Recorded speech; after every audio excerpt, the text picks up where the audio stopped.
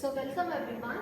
Today we will be solving a problem on hexagonal pyramid, but it is on the slant edge problem. So irrespective of whether it is a square pyramid, a pentagon, or hexagonal pyramid, whenever it is a problem on slant edge, always we keep one of the corner towards our right. So same principle is now applicable for hexagonal pyramid also. So everyone knows how an hexagonal pyramid looks like. It will be having a base of 6 sides. It will be bounded by 6 triangular surface to connect at a common point called as an apex. So you will be having the axis from the apex to the bottom of the center. Right? So this is called as the axis height. So now coming to the problem, it is an hexagonal pyramid of side 25 mm. So all the sides are equal to 25 mm and axis height is 50. So from top to the bottom, the vertical axis is equal to 50 mm. So it is resting on one of its slant edge. So in order to project the slant edge on XY plane, always the thumb rule is that we have to keep one of the corner towards our right. Then only we can project the projection of the slant edge to the front view and shift one of the slant edge on XY line in the second stage. Okay, so whenever it is a problem on slant edge, the thumb rule is we'll keep the corner towards our right. So here also we'll keep the corner towards our right. So obviously you will get the opposite corner towards your left. Okay, so when you view from the top view, you will see an regular hexagonal surface which provides you will see an hexagonal surface which provides a true shape of it. And when you view from the front, you will take the projection of this slant edge, projection of this slant edge, projection of this slant edge, projection of this slant edge. Along with that, even the axis will be visible when you see from the front. So it will show the axis line also. So in the given front view, it just looks like a triangular surface with 4 inclined slant edges followed with one vertical axis. Okay, so this is about our front view. So now since it is a problem on slant edge, we should always keep one of the corner towards your right. So if you keep one of the corner towards your right in hexagonal pyramid, you get the other corner towards your left. So the horizontal surface will be parallel to your XY plane. So we'll just draw an horizontal line and measure the distance as equal to 25 mm.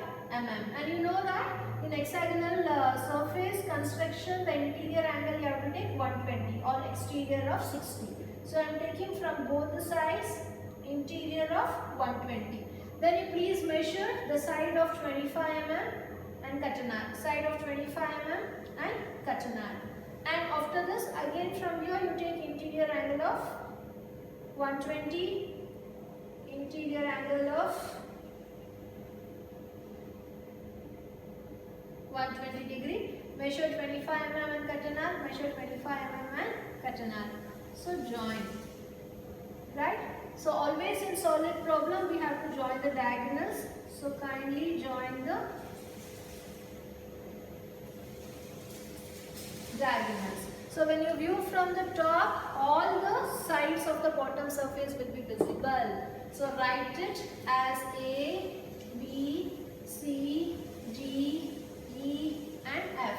And again when you view from the top center O will be visible, O1 will be hidden. So you will write O outside the bracket and O1 within the bracket. And you please take the projections above. So projection from D, projection from E, projection from F and projection from A. E and C will be along same line, F and D also will be along same line. Also don't forget to take the projection from the center. So since the center line is visible, see that what is the axis height given, it is 50 mm. So just draw axis line or the center line and measure 50 mm and cut an arc. Keep one of the compass here and measure. So you will get the apex O dash. So once you get the apex O dash, join from the apex to all the projections you have taken without fail.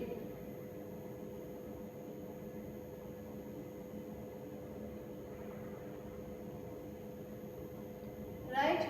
After this, kindly show what is the axis height you have taken. It is equal equal to 50 mm. Draw the arrows properly. I am just showing you roughly. So after this you have to give the naming. So when the observer views from here, A will be visible, so we will write it as A dash. When the observer views from here, B and F will be along the same line. B will be visible, F won't be visible. So you will write B dash in the bracket as F dash. And again when the observer views from here, C and E will be along the same line. C will be visible, E will not be visible. So you will write C dash outside the bracket and E dash within the bracket. So when the observer views from here, D will be visible. So we will write it as D dash. And here when the observer views the center, O1 will not be visible. So you will write O1 dash within the bracket. So this is the first stage, front view and the top view. So after this it is shown that it is one of the slant edge is resting on HP. So this is one slant edge and this is one slant edge. You can either fix this slant edge to XY line or this slant edge to our XY line. I am taking this slant edge on XY line. So for that first you have to leave some space and fix this point D dash. I am shifting this slant edge now. So measure this slant edge how much it is. Keep one of the compass here and just cut an arc. So where it meets will be our apex O dash.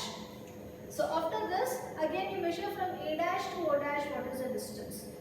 Okay, O dash you know. So please fix the O dash and you just cut an arc. And again come here from A dash to D dash you see what is the distance. Come here and just cut an arc. Okay, so it meets somewhere. So this is our A dash.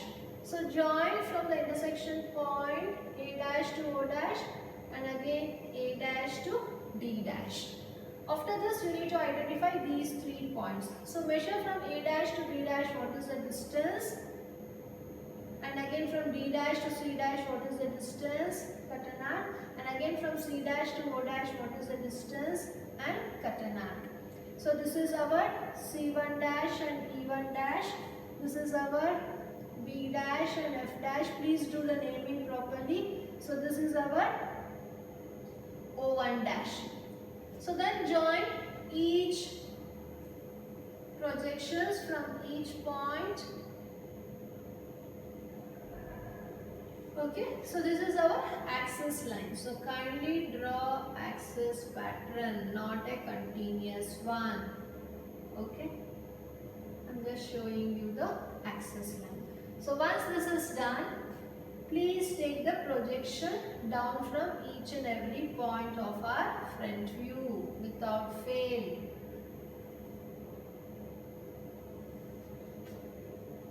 Apex.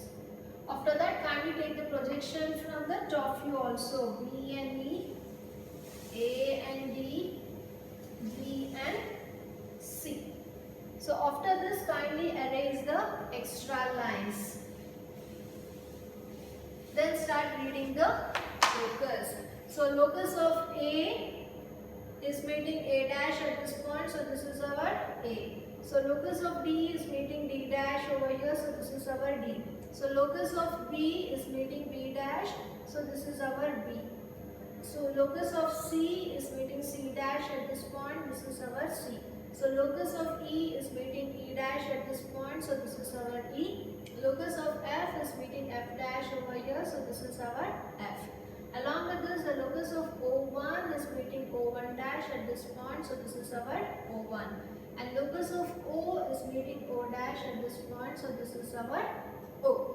So once you do the naming, always I told you outer boundary will be visible. So please join the outer boundary. D to C, C to B, A to B, F to A, E to F and A to D. Use scale and pencil and join properly. And then join the apex from F to O. The outer boundary will be visible. O to B also will be visible. So the projection coming to the corner of the outer surface will be visible. So please join. And then we have the projection coming through these corners E and C. So these are passing through inside. So this will be hidden. And again C to O will be passing through inside the surface. and hence this also will be an hidden line. Also you have one more projection passing through inside the surface, D to O. So this also will be hidden line. Actually until here it should be hidden, but that is overlapped with one of the visible line, A to O. So this we will retain as the visible line. So this is how the second stage front and the top view looks like. Right, so now we have shifted the slant edge on HP, right? So after that we have to see the last stage, what's happening. It is told the axis appears to be inclined. So this is our axis and this is the true length. And here what we get in the second stage, the axis is only our apparent length. Right? But since it is told appears to be inclined, we won't determine the beta angle. If it was told directly inclined to VP, then we have to take 45 degree to VP, take the true length first, then cut an arc, draw the locus, measure the apparent length, then extend the line to XY plane, determine beta angle, then reconstruct this entirely. But since it is told only appears to be, we will directly shift the apparent length from O1 to O to the VP inclination which is given in the question. So here the axis appears to be inclined to VP at 45. So please take 45 degree. After taking 45 degree, we will fix the apex first. So leave some point and fix the apex as O. So from O you measure the apparent length, O to O1, how much it is? Just cut an arc. So this is our O1. So from O1, so now we have shifted the apparent length on 45 degree line. So you have to measure the remaining part. So from O1 to D, what is the distance? You measure here and cut an arc. So you got the corner D. And again from O1 to A, what is the distance you measured? Come back here and just cut an arc. So this is our A. Right? After this, now we need to find out the other corners, E, F, C and B. So E and C is along the same line, F and B is along the same line. But you have to identify where this line is coming exactly. So this line is exactly between D and O1. So find out the midpoint of D and O. So measure from O1 to this midpoint, what is the distance is. Just make a reference point. And again from O1 to this midpoint, what is the distance is. Just make a reference point. So from there, you just start drawing a perpendicular line. After that, you measure from this midpoint to F what is the distance and cut an arc.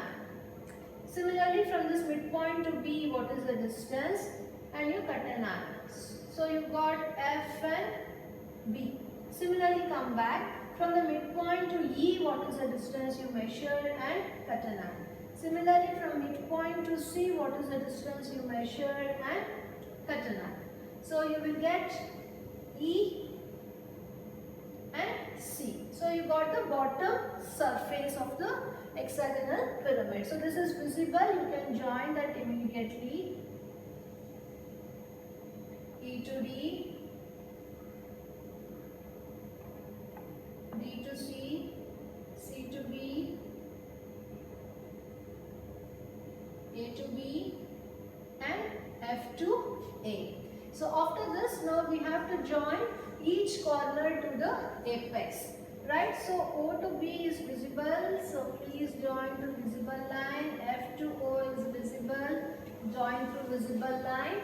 And later we have projection from E to O which is passing through inside the surface. So this will be hidden. So E to O will be hidden and C to O also will be hidden. So along with that, A to O is visible, we have done it. But D to O is hidden. So this part should be shown as hidden. So we will change this line to hidden line. So this is D, write it properly.